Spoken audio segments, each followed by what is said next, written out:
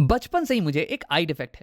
मेरी आंखें पास में रखी हुई ऑब्जेक्ट्स को तो क्लियरली देख पाती हैं, लेकिन दूर रखी हुई ऑब्जेक्ट्स ये से धुंधली नजर आती हैं। तो मेरे आई डिफेक्ट का नाम हो गया शॉर्ट साइटेड, मतलब कि पास में रखी हुई ऑब्जेक्ट्स को देखने की क्षमता। और मेरा एक दोस्त है अश्विन, इसे बिल्कुल ही उल्टा आई डिफेक्ट है। इसकी आंखें दूर रखे हुए ऑब्जेक्ट्स को तो क्लियरली देख सकती हैं, लेकिन पास में रखी हुई ऑब्जेक्ट्स ये से धुंधली नजर आती हैं। तो यानी कि इसके आई डिफेक्ट का नाम है फार साइटेड, मतलब कि दूर रखी हुई ऑब्जेक्ट्स को देखने की क्षमता। अब आओ इस वीडियो में बात करते हैं कि हम दोनों की आंखें कैसे अलग हैं नॉर्मल आंखों से, जिनके कारण हमारी आंखों में ये डिफेक्ट आ रहा है। अब इसके पहले एक बार हम याद कर लेते हैं कि नॉर्मल आंखें अलग अलग दूरी पर रखे हुए ऑब्जेक्ट्स को देखती कैसी हैं। तो यहां मैंने बना दिया है एक नॉर्मल आंख, और ये देखने वाली है एक ऑब्जेक्ट को जो कि बहुत ही दूर रखा हुआ हो, जैसे कि ये पेड़, और ये बहुत ही दूर है। यही दिखाने के लिए मैंने यहाँ पे प्रिंसिपल एक्सिस पे दो लाइंस ड्रॉ कर दिए हैं। अब ये क्योंकि बहुत ही दूर है ना, इसलिए इससे जो लाइट रेस निकलेंगी और हमारी आंखों पे पड़ेंगी, ये ऑलमोस्ट पैरेलल होने वाली हैं, कुछ ऐसे। अब क्योंकि हमारी आंख इसे क्लियरली देख पा रही है, तो इसलिए ये लाइट रेस ये कन्वर्ज कर जाएंगी रेटिना के ऊपर, और रेटिना के ऊपर ही एक क्लियर इमेज बन जाने वाली है, तभी तो हम इसे क्लियरली देख पाएंगे। अब देखो, इस केस में मैं ये कह सकता हूं कि इस लेंस की फोकस ये होने वाली है ये वाली पॉइंट, और लिख लेते हैं ये वाली पॉइंट। और ऐसा इसलिए क्योंकि देखो, ये रे जो कि पैरेलल थी प्रिंसिपल एक्सिस के, ये रिफ्रैक्ट करने के बाद फोकस नहीं तो पास करेगी, तो इसलिए ये वाली पॉइंट हो गई फोकस। अब आओ देखते हैं एक ऐसे ऑब्जेक्ट को जो कि हमारी आंखों के पास में रखा हुआ हो, जैसे कि बैटमैन। अब अगर हमारी आंख इस बैटमैन को भी क्लियरली देख पा रही है, तो यानी कि इससे निकलने वाली रेस को ये लेंस फोकस कर देगा रेटिना के ऊपर। तो मैं कहूंगा कि इस केस में फोकस हो जाने वाला है ये वाला पॉइंट, ये वाला पॉइंट। और ऐसा इसलिए क्योंकि पैरेलल रे टू द प्रिंसिपल एक्सिस ये रिफ्रैक्शन के बाद फोकस नहीं तो पास करती है। अब देखो, जैसे जैसे ऑब्जेक्ट पास आ रहा है आंख के, वैसे वैसे फोकस ये भी पास आ रही है लेंस के। तो यानी कि फोकल लेंथ ये छोटी होती जा रही है, शॉर्ट होती जा रही है। और ऐसा इसलिए पॉसिबल है ना, क्योंकि हमारी सीलरी मसल ये हमारे लेंस के शेप को चेंज कर सकती है। हमारा लेंस ये जेली लाइक मटेरियल से बना हुआ है, तो हमारी सीलरी मसल इसे पिचका सकती है, कॉम्प्रेस कर सकती है, और इसके कर्वेचर को बढ़ा सकती है, ताकि ये रेस को और ज्यादा कन्वर्ज करे और ज्यादा बेंड कर दे। यानी कि हमारी लेंस की शेप ये चेंज हो सकती है डिपेंडिंग ऑन कि ऑब्जेक्ट कहाँ पे रखा हुआ हो। लेकिन देखो यार, इस लेंस की शेप को बार बार चेंज करके दिखाना ये थोड़ा मेहनत का काम है, तो इसलिए मैं बार बार इसके शेप को चेंज नहीं करने वाला हूँ। तुम बस मान लेना इसकी शेप चेंज हो रही है। अब देखो, हर चीज की एक लिमिट होती है, तो यानी कि हमारी लेंस की भी पिचकने की एक लिमिट है, एक लिमिट तक ही सीलरी मसल हमारे लेंस को पिचका सकती है। तो मान लो कि हमारा ऑब्जेक्ट ये एक सर्टेन डिस्टेंस तक आ चुका है, और हमारे सीलरी मसल्स ने हमारे लेंस को उसकी लिमिट तक पिचका दिया है। यानी कि इस बार जो फोकल लेंथ होगी ना, ये कुछ यहां पे होने वाली है, और ये हो जाएगी minimum focal length of the lens. अब हमारी लेंस इससे ज्यादा कॉम्प्रेस नहीं हो सकती है, तो यानी कि इसकी फोकल लेंथ ये और ज्यादा शॉर्ट नहीं हो सकती है, तो ये हो गई मिनिमम फोकल लेंथ। अब देखो, हमारा ऑब्जेक्ट अगर इस पॉइंट से और ज्यादा करीब आ जाए, तो हमारी लेंस उसे फोकस नहीं कर पाएगी रेटिना के ऊपर। तो इस पॉइंट को हम नाम देते हैं as near point of the eye, और इसे हम रिप्रेजेंट करते हैं कैपिटल लेटर डी से। अब देखो, मेन पॉइंट अभी तक का ये था कि अगर ऑब्जेक्ट अलग अलग डिस्टेंस पे रखा हुआ हो, तो हमारी लेंस ये अपने फोकल लेंथ को चेंज करेगी, ताकि ये उसकी इमेज को फोकस कर पाए रेटिना के ऊपर। और हमारी जो फोकस है ना, ये लाई करने वाली है इस रेंज के अंदर। ये हो जाएगा मिनिमम फोकस, और ये हो जाने वाली है मैक्सिमम फोकस, मैक्सिमम फोकस। अब इसके बारे में हमने डिटेल में बात किया था कुछ पिछले वीडियोस में, तो अगर तुम्हें ये समझने में थोड़ी डिफिकल्टी आ रही है ना, तो एक बार पिछला वीडियो देख के आ जाओ। तो आओ अब देखते हैं कि डिफेक्टिव आइज ये कैसे अलग होती है नॉर्मल आइज से। अगर मैं तुम्हें शॉर्ट में बताऊं, तो डिफेक्टिव आई लेंस की पावर ये या तो ज्यादा होगी या तो कम होगी compare to normal eye lens की पावर से। अब आओ इसे समझते हैं। मैं सबसे पहले इस बैटमैन को हटा देता हूं, और हम लेते हैं सबसे पहले हाई पावर का केस, ऐसी डिफेक्टिव आई लेंस जिसकी पावर ये हाई है compare to normal eye lens से। तो देखो, हाई पावर का मतलब हो गया कि हाई बेंडिंग कैपेसिटी, ये रेस को ज्यादा मोड़ सकता है। यानी कि इस लेंस की फोकल लेंथ ये थोड़ा और ज्यादा पास में होने वाली है, यानी कि मिनिमम फोकल लेंथ ये भी थोड़ा पास में होगी, और मैक्सिमम फोकल लेंथ ये भी थोड़ा और पास में हो जाएगी। यानी कि ये जो रेंज है ना फोकस का, ये थोड़ा घसक जाने वाला है ऐसे। तो अगर हमारी आंख ये पास में रखे हुए किसी ऑब्जेक्ट पे फोकस कर रही हो, जैसे कि ये बैटमैन, तो इससे निकलने वाला एक रे जो कि ऑप्टिकल सेंटर के थ्रू जाए, ये तो अनडेविएटेड जाने वाला है, और दूसरा रे जो कि जाएगा पैरेलल प्रिंसिपल एक्सिस के, ये रिफ्रैक्ट कर जाने वाला है। अब अगर हमारी आंख इसे क्लियरली देख सकती है, तो यानी कि ये रे ये ऐसे बेंड करेगा ना, ताकि ये पहली रे के साथ मिल जाए रेटिना के ऊपर ही इंटरसेक्शन हो, और एक क्लियर इमेज बन जाए, कुछ ऐसे।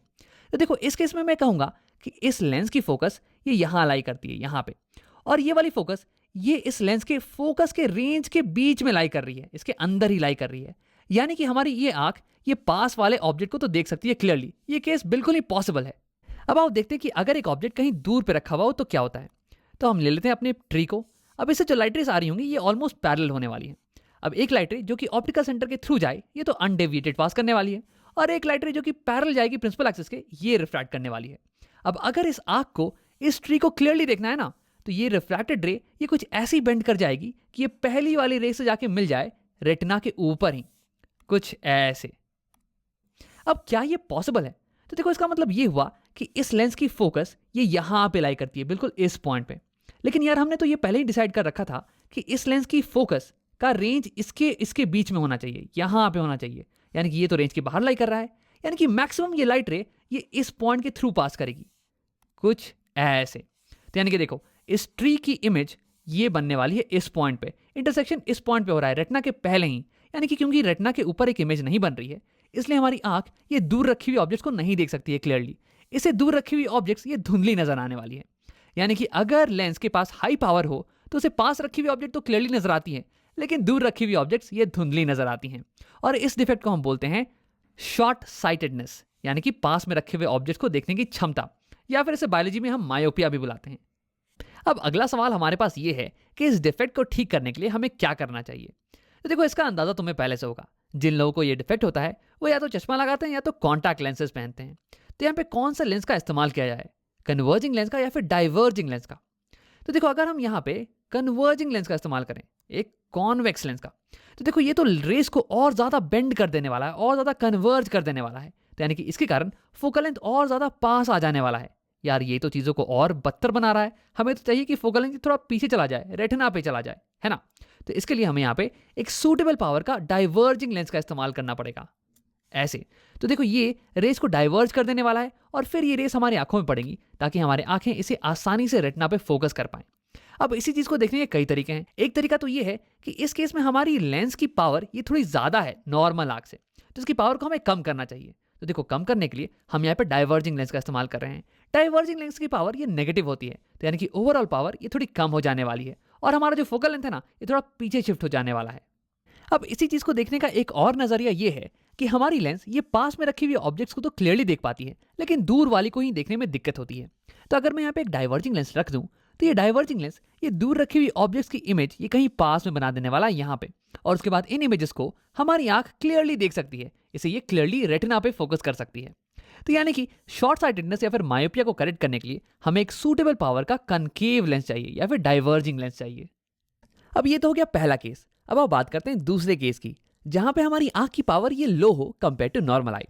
अब देखो अगर आई लेंस की पावर कम होगी ना, तो ये लाइट रेस को ज्यादा बेंड नहीं कर पाएगा, कम ही बेंड करेगा। तो यानी कि फोकस अब दूर शिफ्ट हो जाने वाला है, यानी कि ये रेंज ऑफ फोकस ये थोड़ा अब दूर शिफ्ट हो जाने वाले हैं, कुछ ऐसे।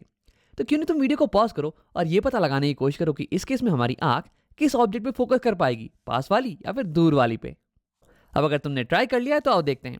अगर इस दूर रखी हुई ट्री को देखना हो तो रेस कुछ ऐसी आने वाली है, और अगर हमारी आंख इसे क्लियरली देख पा रही है तो यानी कि इन रेस का इंटरसेक्शन यहाँ रेटिना के ऊपर होना चाहिए। तो इस केस में मैं कहूंगा कि हमारी लेंस का फोकस ये यहाँ पे लाई करता है, ये वाला पॉइंट, और ये वाला पॉइंट हमारी लेंस के फोकस के रेंज के अंदर ही लाई कर रहा है। तो ये वाला केस तो टोटली पॉसिबल है, हमारी आंख दूर रखी हुई ऑब्जेक्ट को तो क्लियरली देख सकती है। अब आप देखते हैं कि पास रखी हुई ऑब्जेक्ट के केस में क्या होता है। जैसे कि ये बैटमैन, अब इससे रेस कुछ ऐसी आएंगी, और अगर हमारा आंख इसे क्लियरली देख सकता है तो इंटरसेक्शन इन रेस का यहाँ रेटिना पे होना चाहिए। तो इस केस में मैं कहूंगा कि इस लेंस की फोकस ये वाली पॉइंट होने वाली है। लेकिन यार ये वाला पॉइंट ये तो फोकस के रेंज के बाहर लाई कर रहा है, तो यानी कि ये पॉसिबल नहीं है, हमारी आंख पास रखी हुई ऑब्जेक्ट को तो नहीं देख सकती है। देखो इस केस में मैक्सिमम क्या होगा ना कि हमारी लेंस रे को यहां से बेंड करेगी, कुछ ऐसे, और यहाँ पे इंटरसेक्शन आई के पीछे होने वाला है, रेटिना के पीछे होने वाला है। तो यानी कि हमारी जो लो पावर की आंख है ना, ये पास रखे हुए ऑब्जेक्ट को तो नहीं देख सकती है, लेकिन हाँ दूर रखे हुए ऑब्जेक्ट को ये क्लियरली देख सकती है। तो इस डिफेक्ट का नाम हो गया फार साइटेडनेस या फिर दूर की चीज को देखने की क्षमता, और इसे हम बायोलॉजी में बुलाते हैं हाइपरमेट्रोपिया। अब आप देखते हैं कि इस डिफेक्ट को ठीक कैसे किया जाए। तो यहाँ पे हमारे लेंस के पास है लो पावर, यानी कि ये कन्वर्ज ठीक से नहीं कर पा रहा है, इसे और कन्वर्ज करने की जरूरत है ताकि इमेज रेटिना पर ही बने। तो इसकी कन्वर्जिंग पावर को बढ़ाने के लिए हम यहाँ पे एक और कन्वर्जिंग लेंस को लगा देने वाले हैं, ऐसे। तो देखो ये इसे और कन्वर्ज करने में मदद करेगा ताकि इमेज वापस से रेटिना पर ही बने।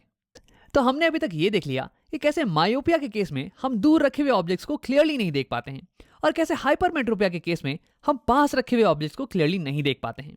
अब आप बात करते हैं कि ये दोनों डिफेक्ट्स ये होते कैसे हैं। तो देखो मायोपिया के केस में रेस कुछ ज्यादा ही बेंड कर रही हैं और इंटरसेक्शन रेटिना के पहले ही हो जा रहा है, या फिर मैं ये कहूँ कि फोकस का रेंज ये थोड़ा लेंस के पास शिफ्ट हो चुका है, रेटिना से दूर। अब इसके दो कारण हो सकते हैं। पहला कारण तो ये कि हमारी लेंस ये कुछ ज़्यादा ही कर्व्ड हो चुकी है, इसकी कर्वेचर बढ़ चुकी है, जिसके कारण ये रेस को कुछ ज़्यादा ही बेंड कर रही है और इंटरसेक्शन रेटिना के पहले हो रहा है। या फिर दूसरा कारण ये कि हमारी लेंस तो नॉर्मल है और हमारा जो फोकस का रेंज है ना, ये भी बिल्कुल नॉर्मल जगह पे है, जैसे कि नॉर्मल आई का होता है। लेकिन हमारी आई बॉल ये कुछ ज़्यादा ही बड़ी हो चुकी है, जिसके कारण हमारा रेटिना ये नॉर्मल पोजीशन से पीछे जा चुका है और इसलिए अब इंटरसेक्शन ये पहले हो रहा है रेटिना के। अब आप बात करते हैं हाइपरमेट्रोपिया की। इस केस में रेस बहुत ही कम बेंड कर रहे हैं और इंटरसेक्शन ये रेटिना के पीछे हो रहा है। या फिर मैं ये कहूँ कि फोकस का रेंज ये जो है ना, ये लेंस से थोड़ा दूर शिफ्ट हो चुका है। अब देखो, इसके भी दो कारण हैं। कारण नंबर एक ये है कि हमारा लेंस यहाँ पे बहुत ही पतला हो चुका है, इसकी कर्वेचर बहुत ही कम हो चुकी है, जिसके कारण ये रेस बहुत ही कम बेंड कर रही है और इंटरसेक्शन पीछे हो रहा है। कारण नंबर दो ये है कि हो सकता है कि हमारी लेंस ये तो नॉर्मल है, फोकस का रेंज ये भी बिल्कुल ही नॉर्मल पोजीशन पे है, जहाँ पे कि नॉर्मल आई का होना चाहिए। लेकिन अब हमारा आई बॉल ये थोड़ा छोटा हो चुका है और इसलिए हमारी रेटिना ये थोड़ी पास आ चुकी है और इसलिए इंटरसेक्शन ये पीछे हो रहा है। अब देखो, ये जो दो डिफेक्ट्स हैं ये बहुत ही छोटी सी प्रॉब्लम है, इन्हें हम आसानी से ठीक कर सकते हैं करेक्टिव लेंसेज का इस्तेमाल करके। अब एक छोटी सी बात, मुझे बचपन में बहुत सारे लोगों ने कहा कि अगर तुम टीवी ज़्यादा देखोगे ना तो तुम्हें ये दो डिफेक्ट्स हो सकते हैं।